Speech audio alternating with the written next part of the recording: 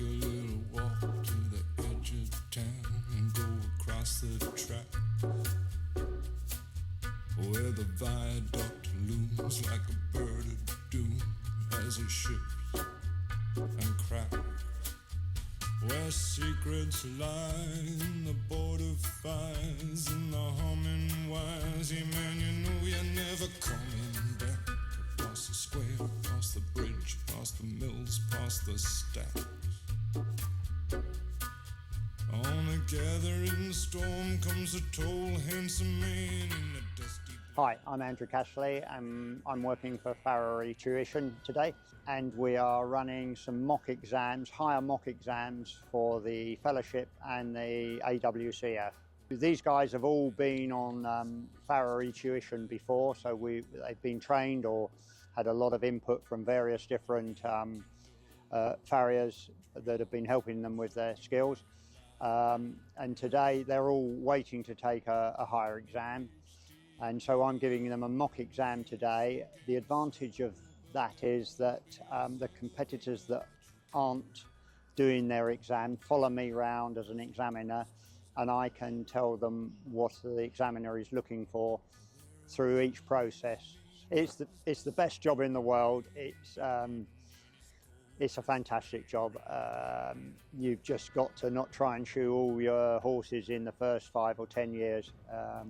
It's very unforgiving on the body, and every bad horse you've got is 10 bad horses off the end of your shoeing career. I think it's fantastic that Farriery Tuition are running these days. Since I've been on it, I've only seen guys improve, which must be beneficial to the job. So my name's Robert Rush. My name's Mike Garrett. Brad Greenham. My name's Adam Bradley. I'm from Staffordshire. I came down from Suffolk today, not far from Newmarket. I'm from Colorado Springs, Colorado in the United States. I'm from Devon. I run a mixed practice up in Norfolk and Suffolk. A lot of welfare cases, a lot of rescue cases for a large sanctuary up there. I work by myself. My outfit is called Sweet Feet. I work for myself. I've been a qualified farrier since 2004. Self-employed for the last 14 years and down here on an AW prep day.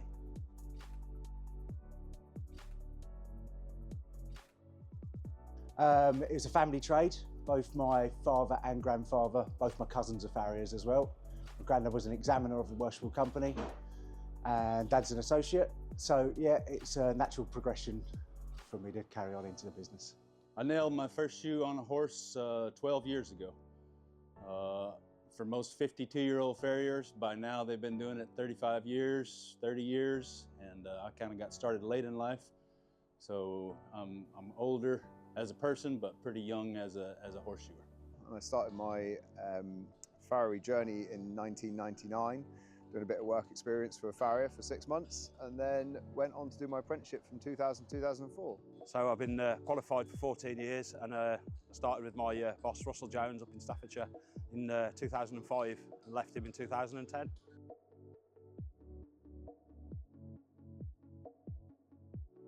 I'm here today to do some practice for hire examinations. We're coming down, this is going to be a mock examination for the AWCF candidates and the FWCF candidates. I'm here on the latter, but I am right at the start. So today we've been given a task to shoe 2 feet to the examiner's sort of wishes and needs. And this is attempt number 4 for me. I've failed it 3 times previously, and so I feel like now at this point I'm a veteran. I've got a lot of experience, so good or bad, I think that's one thing that my nerves aren't too bad. I think I'm ready to tackle it this time and move on. These days, anyone that's interested should definitely come along and do one. They're fantastic. I've practiced the theory and read over all my theory notes 2, 3, 4 times, so I think it's time to test it. It might not be ready. We might have to go back to the drawing board and we might have to regroup and go again in 6 months' time, but at the moment I feel it's as ready as it can be for this moment in time, so we shall see. There's so much you can learn. There's almost too much you can learn in one day, and the best thing about Jay's done is he's got it organised. Farriers are typically unorganised, so giving us clear instructions, you pay in advance, you know what you're coming to do, what tools to bring, give you a little bit of homework if you need it, and it's what you need really. We get so stuck in our own ways and habits that you just wouldn't do this normally. You wouldn't put yourself out there unless you wanted to go and do an exam or competitions, and they're beneficial for everybody.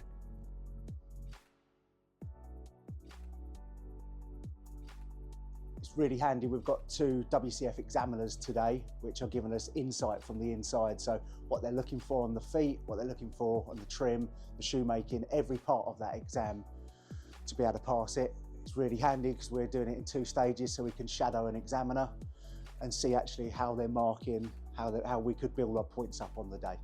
These kind of pre-certification clinics are invaluable, especially for someone like me coming from another country. It just gives me a chance to kind of warm up and get used to the atmosphere, the forges, the anvils, and man, I feel like you kind of need to have some time to do that. You can't just jump in cold and go for it.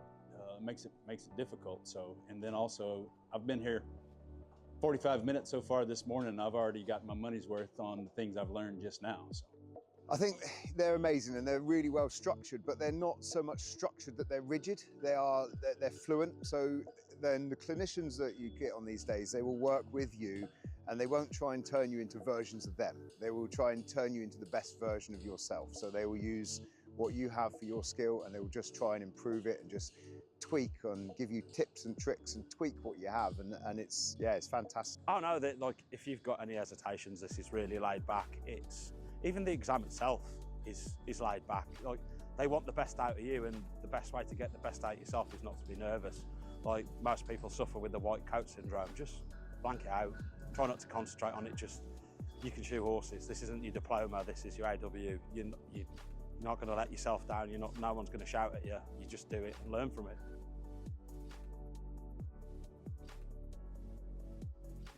I'm a long way off doing my final higher exam for FW. So, but you've got to start somewhere. So this is the day really. So yeah, it is a nerve-wracking thing. It's a big part of your sort of farrier journey. But days like this that Jay and Andrew put on are a really good starting point. I do feel ready. This is as ready as I've felt. However, all 3 times previously, I felt like I was ready too. So, but I think each time you don't quite make the mark, that's when you really get better preparing for the next time. So I think this is it for me. I feel strong. Oh, good. On course. About where I wouldn't want to be before I get on the roll up to the exam. You learn so much from these days, and there's no other days out there that people are putting on like this that are open to us as farriers, that we can go and train and do this. And like I say, you really like iron out all your little issues, and hopefully we've ironed out enough for next week, but we shall see.